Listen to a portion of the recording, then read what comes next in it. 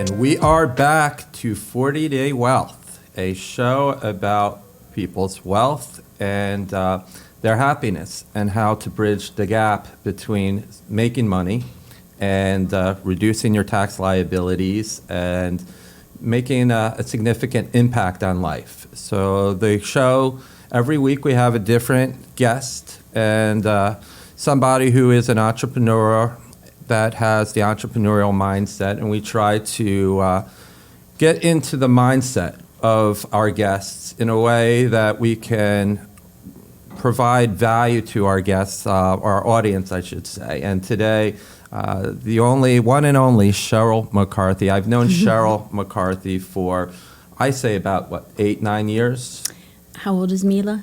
Oh, yeah, my daughter is 12, so... Sure, 12 years, wow. Yeah, wow. We met in Kansas. Do you remember that? Yes, in sunny Kansas is where we met. So Cheryl has a company called Commoncents Wealth Advisors, but she also works with me very closely in implementing the financial strategies that the law firm that we work with. She does the due diligence. She also comes up with solutions that are sometimes inside the box, but sometimes outside. And we work very closely to do what is best for our clients. And you have a very interesting story because you were in finance, and as a woman, especially when you started, it's a completely different challenge than it is, I don't want to say in a man's world, but you talk about an industry that is very hard to get that man's world attitude out of and become successful and an entrepreneur. And you are that person. And what was the challenges that you had coming into this industry, when was it, 20 years ago?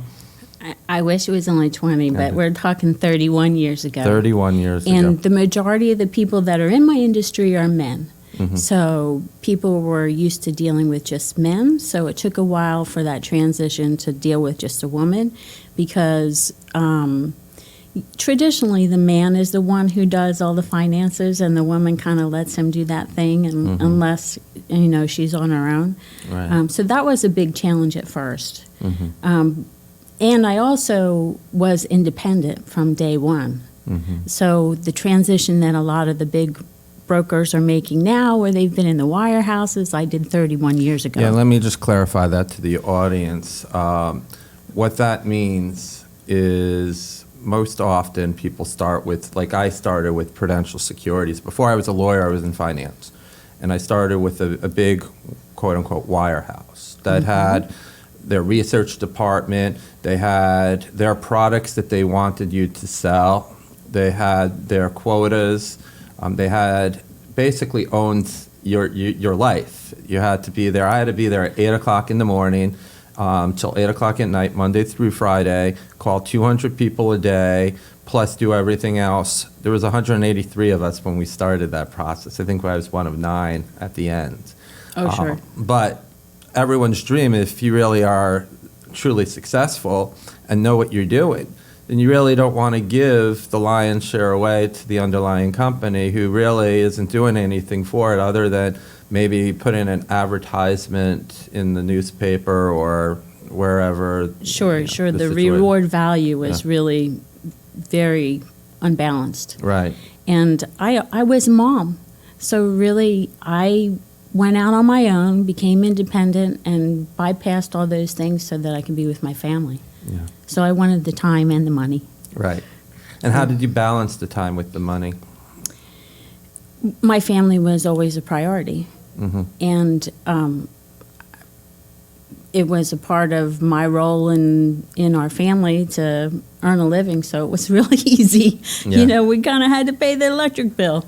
So initially it was that kind of situation. Yeah, it's a great point you make because I find that one of the most common basic things that successful entrepreneurs have and what really causes them to be successful is that they have no safety net.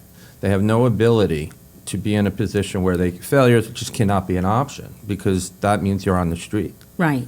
Actually, my CPA gave me great advice back then. She said, you can always get a job. and it just was never an option. Yeah. So, I remember when I was in that role before I went to law school, I was in finance from 1999 to 2004. And then when I went to law school, I still was in finance. I had my own company during the day. I went to law school at night. But I remember being the youngest one in the office and trying to get clients to trust me. And they would say, well, I don't want to make the same mistake as what happened in 1987. This was in 1999 with the market crash in 87. And I tried to have to overcome that hurdle and let them know that we have protocols and things that we've learned. But in 1987, I was only 10. So at that point, the challenges were, why would you trust somebody who is so awfully young, that's inexperienced? right. And you have to admit that experience brings a whole wealth of knowledge that you cannot measure. Right. Right. And you can't fake it. No. I mean, so when you say 87, that's the year I got married. Yes. So, and I lived through the dot-com bubble. Right. And then, of course, 2008. And all of the things that you learn up to those events Right. give you better insight on how to view the present. Right. And- But one of the things that they don't ever teach you, and hopefully this podcast could shed light onto it, is the challenge of being an entrepreneur is that you don't have the luxury of looking back 20 years. You can only look present and future. And you can say, I'm going to sacrifice, and my life is going to be a challenge and very difficult. Financially, you don't know what you could afford. You don't know what to put into your own business versus supporting yourself, your family. You compare yourself to your friends, some of which are working, they're employees, and they're making twice, 3 times as much money as you are, and they know that they are putting money into their pension. They're talking about their retirement. They're in their 20s at this time. And I started out, and I'm trying to create something at a much lower base salary with a small safety net. I had insurance, at least, with Prudential Securities. I think my initial salary was $25,000, which I don't even know what it provided me at age 21. But I knew that if I hit my bonuses, I would collect the money and the reward, and it was a challenge. And I think most people want to be successful, but they don't understand the mindset, what you have to go through in order to accomplish it. The many nights where, not that I had to eat ramen noodle soup, but I wasn't going out eating 5-course meals at the nicest restaurants either. I was basically putting myself in a situation where I needed to sacrifice for my future. And it was only until recent, I'm now 46 years old, it's only until recent I could see the benefit of all the sacrifices that I've made. And working with you, being in a position where we can share, what's wonderful is when you're working with the right people. We've never had a Exactly. contract. I'm a lawyer and we don't have a contract. We just had a mutual right. understanding. And I don't even think we've ever had a disagreement. Maybe you disagree with me now, but No, I don't disagree with you. An entrepreneur is one thing, and pioneer is another. Mm-hmm. And we don't have a roadmap to follow. So other careers are, you do this and you do this, you do this and you do this. But if you're in business for yourself, or you're trying to break barriers or to create something that doesn't exist, you have no roadmap. So you have to be real creative as well as work harder than the next guy, right? yeah, next guy or girl. Or right? girl. So what got you into this world? Like, why did you decide, out of anything I'm going to do, I am going to be successful in this space as compared to anything else? Okay, so I'm pretty good at math, Mm-hmm. and I like puzzles, Right. and I like people, right? So I'm challenged by solving their problems, really, is what it comes down to, is looking at their situation from a different point of view and connecting the dots and trying to, make their roadmap a lot clearer and a lot easier to follow, See, what I love working with you is there's no part of my language, we can say this word here, no bullshit. There's no, there's no, what you tell me, I know is sincere, and I could trust it, and I could take it to the bank. Sure. And that's why we work really well together. And I have bad days, and you could listen to me, and you're much better than having a psychiatrist in my life to listen to, and you will give I advice. should not necessarily. charge like a Well, psychiatrist. possibly, but Now, not going to put that in your head, though. I think based on where we are in the world, that the model and the ideas and the connections and the building of a resource where you have more than one professional connecting and understanding what your client's trying to accomplish. Yeah. You know, what they want to do with their taxes, who they are, you know, how they wanted to live, how they wanted to live in this life, how they wanted to live in the next life. Mm-hmm. So it's exciting. And I have to always, every episode, I would love to introduce one of our strategic partners, Julio Gonzalez, who is a sponsor of this show, and he doesn't take credit for anything, but having the people around you and knowing the people that you can count on, and we work with him on a lot of the tax strategies, and not only does he do cost segregation, which, if our audience doesn't know, it's accelerating the depreciation of an asset, primarily real estate, so that you can get tax breaks now when you need it, rather than spreading it out over 28 years or longer. Sure. And seeing his entrepreneurial mindset, creating this ability to have people you could work with, and we all have common interests, and we all bring value to our clients. And one of the things I want to bring to you is the things that we vetted together, all of us, that he's brought to my table, our table. You know, most people don't understand. They'll hire me as an attorney, and they say, I want to have a tax strategy. And what they will do is they'll come to me and they'll say, well, this guy created this plan, and he's pitching this type of trust, and he's saying this is the tax benefit. And I just want to scream, because tax planning as a professional shouldn't be presented on a brochure. It's a bespoke approach based on your client's needs, based on your client's expectations, and based upon reality. And a lot of what I have to do is get rid of the mindset that creating this little trust or this offshore strategy is going to be used as a tax benefit, and that's the primary reason we do it. We need to deal with, and why we work together so nicely, is what is the financial strategy? How does that merge with the tax strategy and the legal strategy? And what we've been able to accomplish is tremendous strategies that people aren't aware of. We vetted out wildlife funds, wildlife animals as an investment. Like, right. Who's going to invest in a wild gazelle that looks to me like your standard deer? I grew up in New Jersey. It looks like the deer that I had in my backyard. Why would I spend $20,000 Right. to see a deer when I could have just looked out my back window? Sure. So if you could summarize that very, in a concise manner to give and illustrate as an example of the value we provide for our clients, Sure. to not being one of dozens of strategies. Yeah, the Wildlife Fund is a great opportunity, as well as several others that we have. But what the difference is that the position that we sit in across the table from somebody is we're not trying to sell them anything and do the piecemeal, right? So you're an attorney, and your expertise is the legal end. So you're not just trying to give them a trust or a plan legally. You're trying to look at their whole picture, just like Correct. myself. As an investment advisor, I don't need to sell them anything. I need to look at their situation and see where everything connects and moves forward, because that's what happens along the way is people buy this, they buy that, they don't understand how it coordinates with everything. We kind of look at the whole picture. So instead of that piecemeal where, oh, that's a good idea or that's a good idea, we try to combine a lot of different things to solve their problems. Taxes, keeping that money in your pocket makes all the world in the all the sense in the world, right?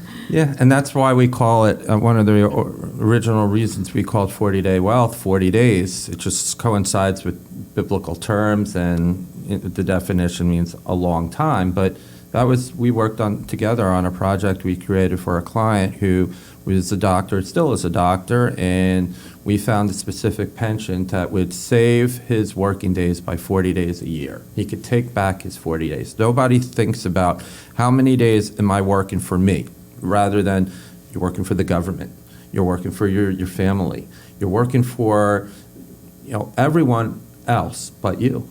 And what we try to do with the Wildlife Fund is one of many examples, is take back the days that you have to working for someone else. And the Wildlife Fund, just to summarize it, and you can clarify, but basically you're buying animals that's in a nature preserve in Texas. And they live freely, they live as if they were in Africa, but they're endangered species from Africa living in Texas.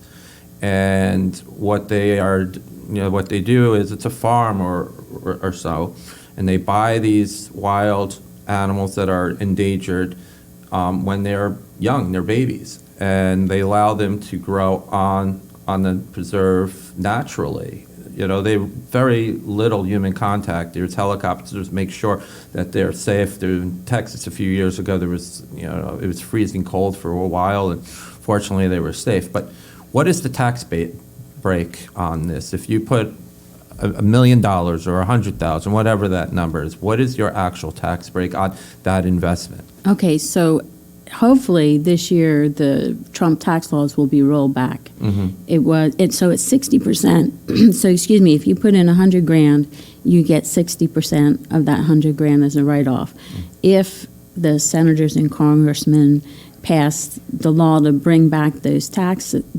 savings, it'll be 100%. Yeah.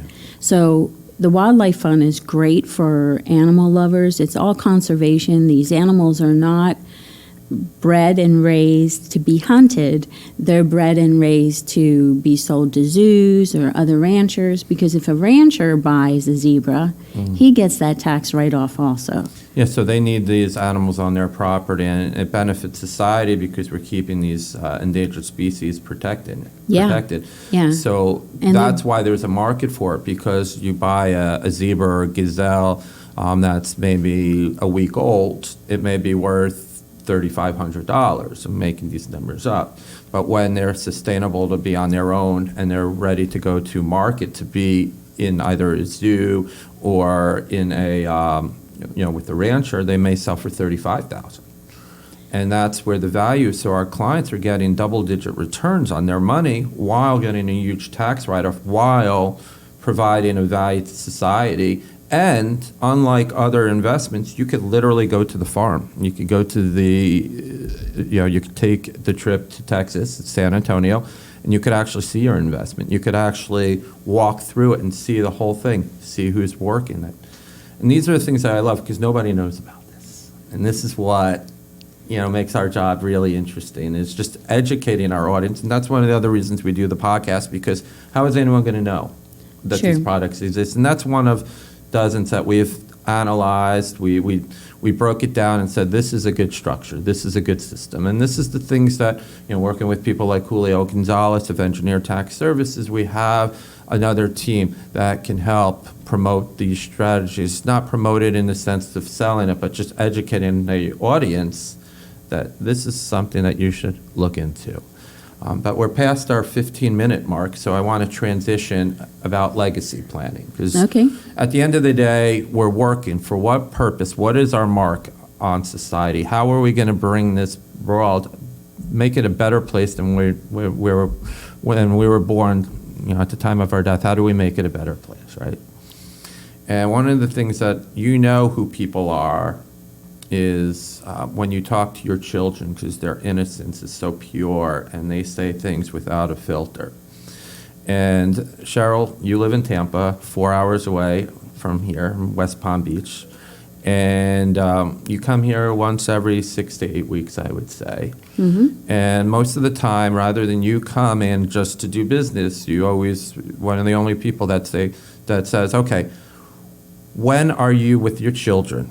Let's go have dinner with my children, always getting ice cream with my children. And the beautiful thing about it is that my kids, I think I told you this once, I was talking about a client of mine that I adored. There was just a beauty in the person's soul that felt like they were almost like an angel, angelic. And I was explaining to my kids, like, you get this feeling sometimes with these people who have like an angel soul, and you feel like you just want to help them, even though there may not be money in it or anything else, but you just feel like that's the right person to work with. And I said, can you give an example? And my daughter said, is that like Cheryl? So that's the impact you have on my kids. And that says everything. That goes a Nice. lot further than just about anything. And you want to make an impact on your kids and surround them with people that make them feel loved. And they feel loved around you. They feel happy. And I can tell because sometimes they act like brats around you rather than the perfect Just are angels that they themselves. pretend that they are, right? Right. So I think in terms of legacy, I think it's all of our responsibility to make the world better. Isn't that what we all want to do? Exactly. And going through this journey in the financial world, of course, you see things from a different perspective. You see the future a little bit, or numbers don't lie. Right. Liars can figure, but figures don't lie. Yeah. And a lot of things are broken. Mm-hmm. I'm sure you would agree with that. And I believe it's our job as pioneers, as entrepreneurs, to plow forward and get rid of all the things that are broken. Mm-hmm.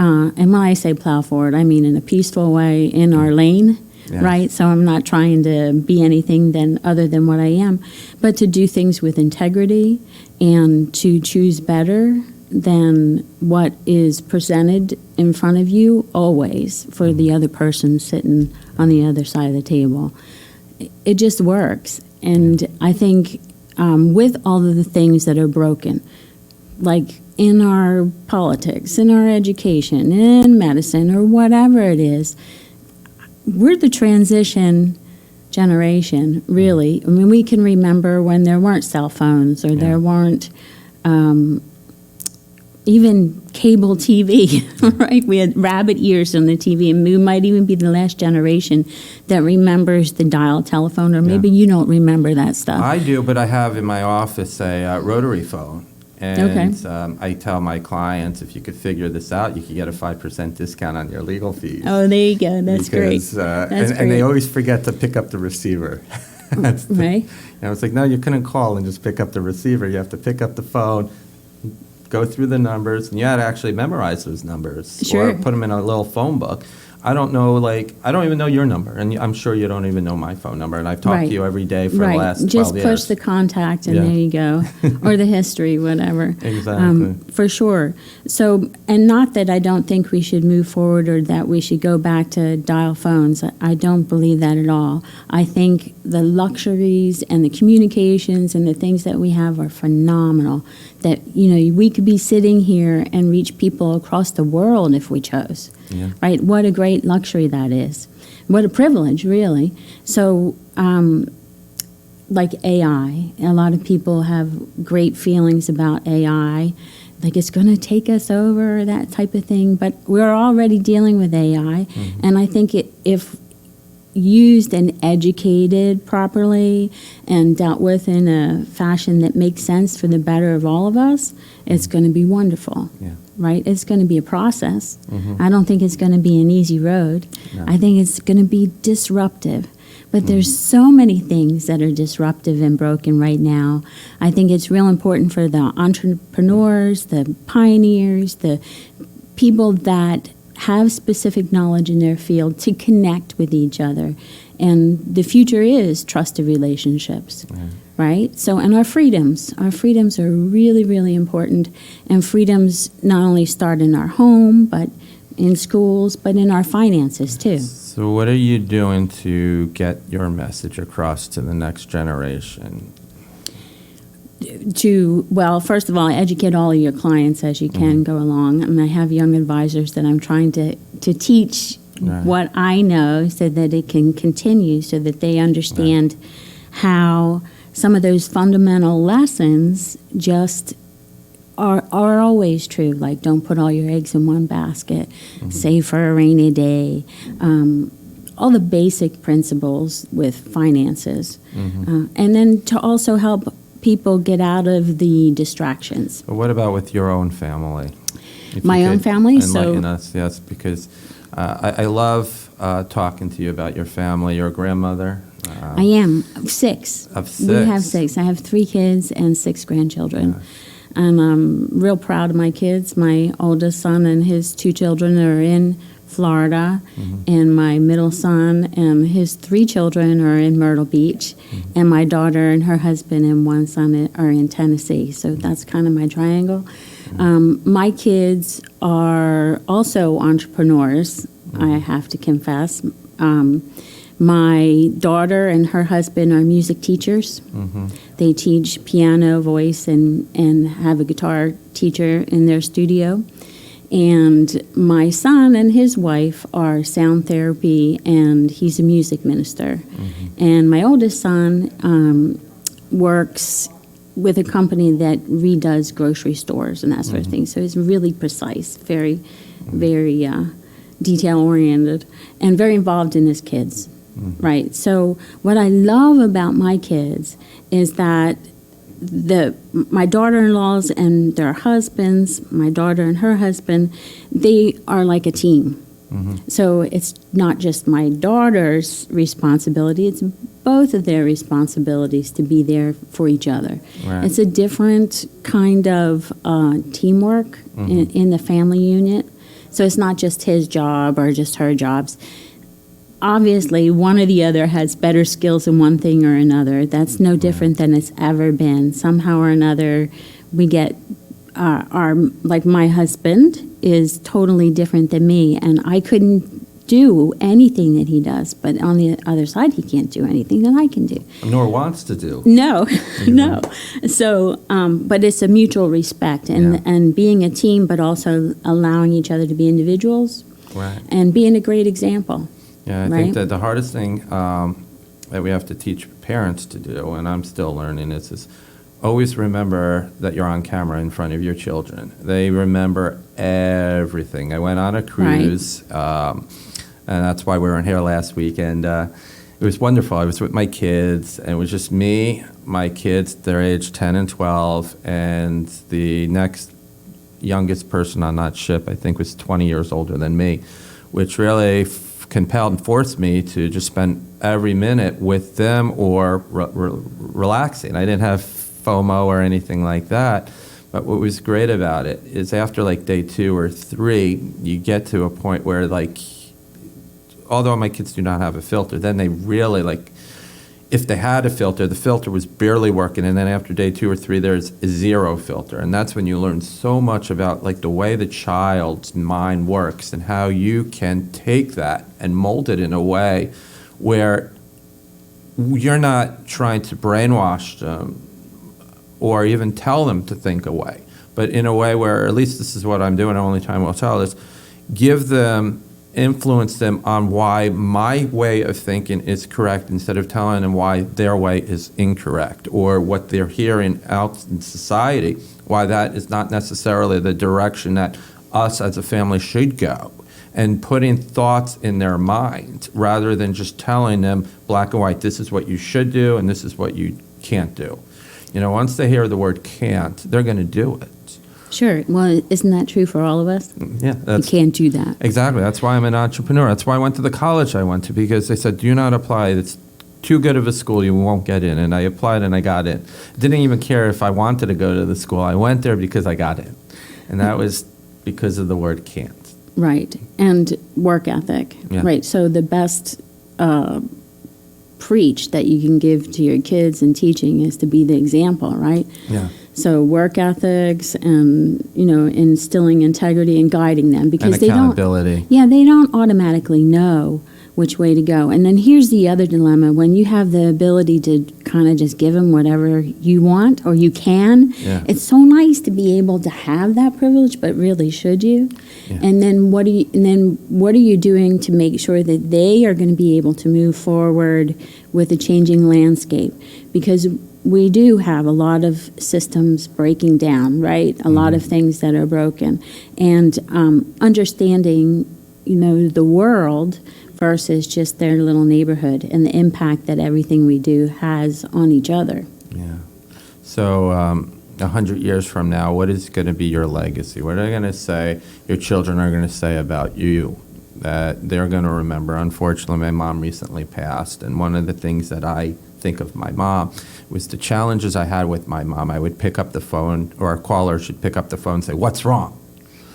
And she always lived in fear, and it frustrated me. And I said to myself, I'm never going to live in fear. And then unfortunately, it took to my mom's passing to realize that she didn't live in fear. She just loved me so much that the idea that I was ever hurt in any way devastated her. She was the one that if she had $5 to her name, she would give all 5 to me rather than keeping any. And that's just unconditional, altruistic love. And it took me up till just maybe 6 months ago when my mom, unfortunately, she passed, and I was in a situation where I had to give the eulogy, and I'm thinking about my mom and the challenges I had and the beautiful person, individual that she is, and what's her memory. And that's probably what caused me to create this show is, what is my memory? What's my children going to say about me? And it's not about tomorrow, because now they're 10 and 12. It's molding them right now, because those first 10 years, it's like toilet paper. The closer you get to the end of the roll, the quicker it goes, right? Sure. So this is, their whole lifetime is 12 years. So 12 years is, a lifetime, right? It could be 100 years. 12 years to me doesn't seem as much, but these are those most formative years, and what is the impact that I'm going to have now, and how do I continue? And it's the question I ask everyone to think about, and it's about being accountable, being a role model, and not being perfect, but also having a forgiving heart, but being, somebody who's going to challenge them to that next level. And I can't believe we're out of time already. We're going to go to the third part of our episode. So you're going to go over there. You're going to be on the hot seat. We're going to ask you questions you don't know, unless you watched the show before. They're pretty much the same questions. But at the end of the day, we're going to see how you think and get to the heart of who you are with those questions. And then you can tell our audience, give the outro to the show. Sounds great. Looking forward to it. We are back to part 3, the final section of our show, which happens to be my favorite. It goes by pretty quickly, though. And we're going to put you on the hot seat, and we're going to ask you questions. Now, if you look in the prompter, you'll probably see them, so maybe don't look at them. But I'll just go through them, and whatever comes to mind, just speak. There's no wrong answer. Well, there hasn't been a wrong answer yet. I'll tell you if there's a wrong answer, but probably isn't. Okay. The first one is your childhood celebrity crush. My childhood celebrity crush. So I thought I was going to marry a cartoon character. A cartoon character? Speed Racer. Speed Racer. Was he a good driver? Yeah, he was a great driver. Had a wild imagination. Yeah. How old were you? Like probably 4, right? Because cartoons were only on Saturday. Yeah. Well, back then, yes. Yeah. Now cartoons are on 24/7. Mm-hmm. Second question. Person who you would trade places for just one day. A person I would trade places for with one day. For just one day. I do not have anybody that I would trade places. Just for one day? For one day. That's great. What about a guilty pleasure? A guilty pleasure other than chocolate? Other than chocolate, only because you said other than chocolate. I would Other have been than okay chocolate. with chocolate, but go for it. I have no guilt in my pleasure. I like the nice things in life. There's no question about that. Yeah. I guess that would be the only one is chocolate. Right. Biggest risk that you've ever took? Going into business for myself. Yeah. It's great. This is the 4th week we've done the podcast, and the answers on every question is different, but that one. Yeah. And it tells you a lot, and it's like I hope people, especially my children, could hear this, because this is really what means the most is, it's scary as can be.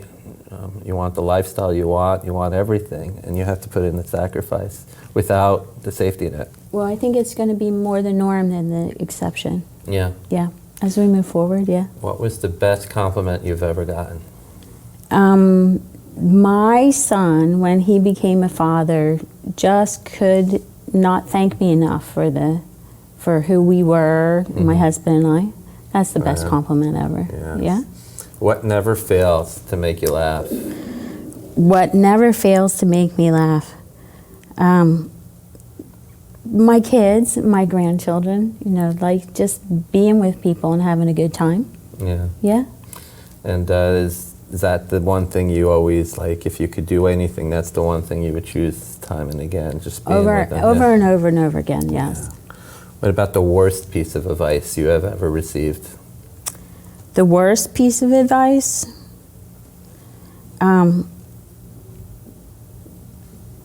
Worst piece of advice I've ever received was, you have to give up. Yeah. When did you hear that? Well, I had difficult pregnancies, and life was not easy. We didn't come from silver spoon category. Right. And when things look dismal, you have a tendency to look for mentors or people that you think are smarter than you. And that was advice that I received and took for a specific thing at one point, and it was not wise. Right. But do you think now, because you've done that, you're a much stronger person because you're in a position now where you can take that mistake? Some of the greatest learning lessons are from mistakes. Yeah. Right. Exactly. I keep telling this, especially to my children. I said, by the amount of mistakes you make every day, you guys are going to be geniuses. Right. So I think I've made more mistakes than anybody that I know. Yeah. Which makes me able to not make those same mistakes going forward, right? That's because experience now kicks in. Because you know what it feels like. You know what the end result is because you've made the wrong decision before. Yes. But you didn't give up. Something you wish you were better at. Something I wish I were better at. Exercising. Exercising. What is it? Going to the gym, or when you're at the gym, or? I really wish that we would just dance. Right. That people would just start dancing. That's all. Like you could, like it's normal. Oh, we're gonna have dinner and we're gonna go dance. Right. Like in the living room. That's Why that's don't you what do that? Just start the trend. I'm working on it. My husband's an avid runner, but he just runs in place. Right. Yeah, running in place, I'd rather dance. Right. I used to run all the time, and I stopped running about 2 years ago, and I feel like it's probably the best decision I've ever had. My knees don't crack every time I walk, and... Right. So, but he's still 65 running under 8-minute miles. So. Yeah, it's incredible. He's in great shape. He's in awesome shape. But yeah, dancing, I think that we should do it more often. I think that's a good point. I think I'm going to... I do a lot of karaoke, a guilty pleasure in my house with my kids. It passes the time. But I think I'm going to implement dance competitions. We used to do that when they were like really little and they liked it, and now like they're too cool for it. But I think I'm going to, motivate them to enjoy dancing because, I would be the first to admit I am really good at dancing in my own mind, but when I see it back on video, there must be a delay or something because the beat and my rhythm, just that second delay causes it to look really bad on camera, but I'm convinced in person there's no delay and I'm really dancing to the beat. All you have to do is count to 4, right? For most dances. Right. Who would you like to be stranded on a desert island with? If you had to be stranded on a desert island? My husband, for sure. For sure? For sure. He can do anything. He's a Renaissance man. Wow, yeah, that's true. Yeah. He could build the boat, he could hunt the food or catch the fish and put your mind at ease, right? That's right, and I'll cook. And he could run too, so if he needs to run 8 miles and 1 mile in 8 minutes or less to get something for you? Yeah. Yeah. So tell me something about you that we do not know. Let's see. And let me stop you here because I've known you now, we've decided or we've agreed that it's been 12 years and I'm still learning things about you. And it's really interesting. We have a farm. Yes. We're trying to figure out how to grow things, which is out of my normal skill set. So yeah, what got you into being a farmer of all things? in Tennessee. So you have a place here in Florida and you have a place in Tennessee. Yeah. So we did hydroponics in Florida, Mm-hmm. and we were successful with a few things, but very unsuccessful with a lot of things. Right. But Tennessee is a little bit different, even though the soil is orange. It's very nutrient rich, and I really like to grow stuff. And so But what do you grow? Blueberries, strawberries, blackberries, but mostly we do a permaculture where we're trying to create a food forest. So just as food naturally is in nature, we're trying to recreate that so it's low maintenance. How's it going so far? It's doing pretty good. And how Can't long have complain. you Since been involved in? 2017. Okay. So 7 years now. It's crazy. I think 2017, I'm like, oh, a year ago. Oh, no, it's 2024 now. It's unbelievable. Yeah, But yeah, it's exciting. yeah. Really. It's not easy. No, but one of these days I got to make it up to see you with the kids in the summertime. I decided, because I told them, I committed to, once I say I'm going to do something to my kids, and I have to do it because they're never going to forget. Right.